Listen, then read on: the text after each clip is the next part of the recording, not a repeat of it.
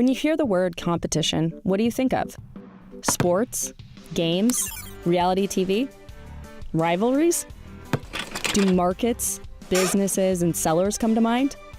Today, we're going to talk about this market structure continuum, ranging from perfect competition, monopolistic competition, oligopoly, all the way to monopoly.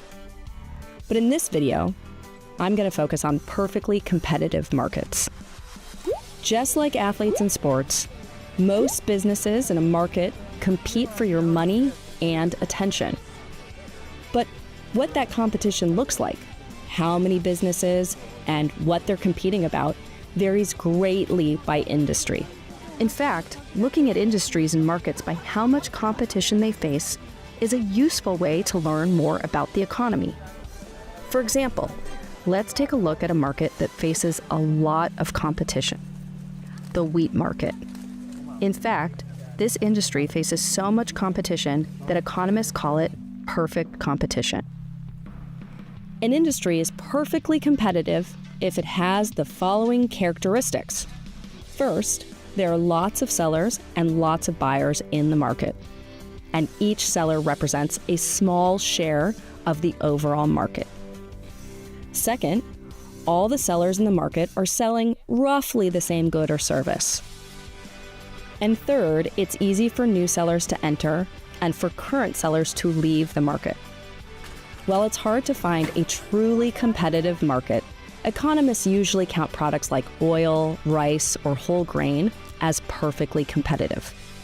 Of course, there are businesses and markets that face imperfect competition or even no competition, but we'll address those in a different video.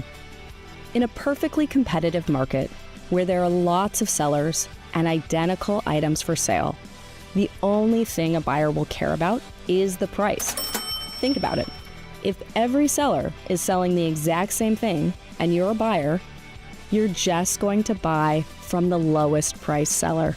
So as a seller in a perfectly competitive market, you don't have much power in that market. And by power, we mean you pretty much have to take the market price as the price you charge. Let's look at a graph to see what this means. This graph represents the market for wheat. The y-axis is price, and the x-axis is quantity. This is the supply and demand for the entire market. At the intersection of the supply and demand curve, we see that the market price, or equilibrium price, is $7. So that's the price you would charge for your wheat. And if we take a closer look, we can see this supply curve is made up of countless sellers. So what does the demand curve look like for just your wheat?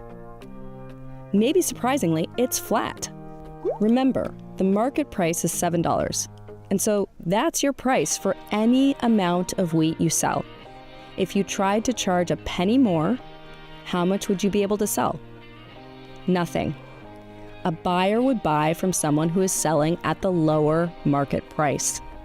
And because you can sell everything you produce at that market price, you have no need to spend money on advertising to create demand for your product. But the beauty of the demand curve you face is that you can sell as much as you want at that price. So there's no reason to charge even a penny less, because you can sell as much wheat as you produce at the market price. Because there are so many sellers and the market is so big, one tiny business has no influence on the market's price. Think about it. The wheat you grow in your backyard for your stand won't affect the wheat price worldwide. The only choice you have is to decide how much you want to try and sell at that market price. And how much you sell will depend on your costs.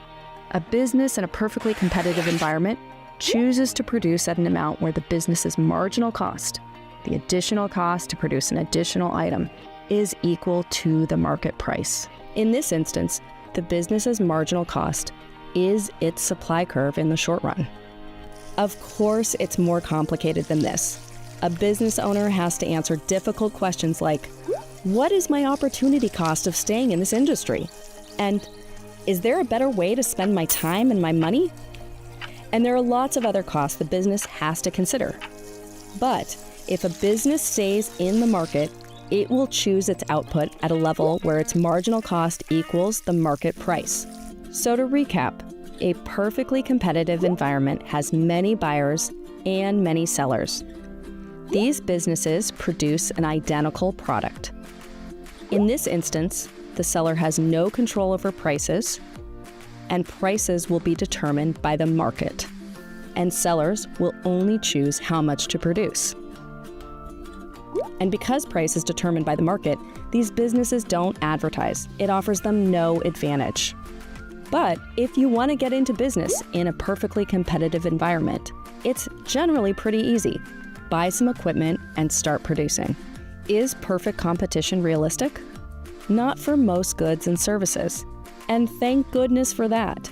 Imagine if there was no variety. Everyone would have the exact same house or haircut.